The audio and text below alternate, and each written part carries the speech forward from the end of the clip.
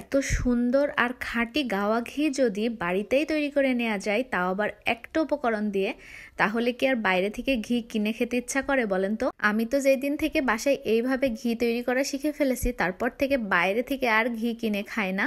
তো চলেন দেখি কিভাবে আমি এই ঘিটা তৈরি করি। তো এই ঘিটা তৈরি করার জন্য আমি কিন্তু এখানে দুধের সরটা জমা করে রেখেছিলাম বেশ অনেক দিন ধরে। এখানে দুধ জাল দেওয়ার পরে যে মোটা সরটা হয় সেটাই তুলে তুলে রেখে দিয়েছিলাম ডিপ ফ্রিজে।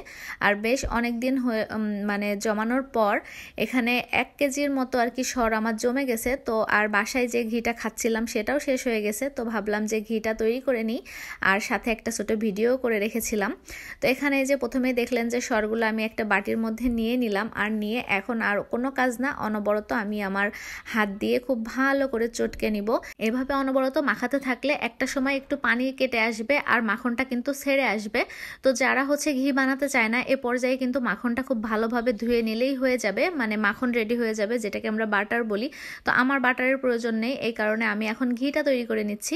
তো যাই হোক, এখন যে মাখনটা উঠে আসলো এটাকে আমি হচ্ছে হাই হিটে রেখে জাল করে নিব, আর তৈরি হয়ে যাবে আমার সেই সুস্বাদু মজাদার ঘি। ও আর এখানে যে পানিটা আমি ব্যবহার করছি এটা কিন্তু বরফ ঠান্ডা পানি ছিল, নর্মাল পানি দিলে হবে না।